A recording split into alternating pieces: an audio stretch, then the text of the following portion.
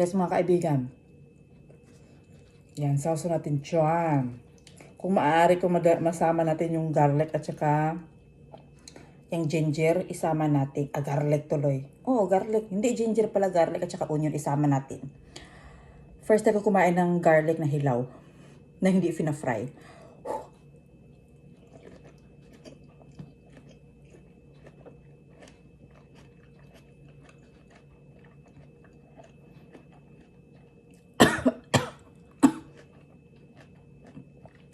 Angang.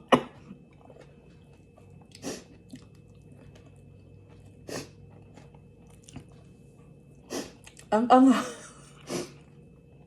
grabe. Kahit ng rice, ang anghang. Iba yung anghang niya, mga kaibigan. Diba? Kaliwat kanan yung pagkain natin. Thank you, Lord, sa food.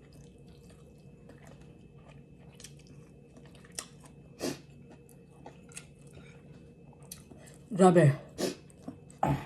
Ulitin natin muli. Hindi pa nadala. Uulitin pa talaga, ano. Okay. Kasi sabi nila, ang garlic, gamot yan pag may edad ka na. Oo.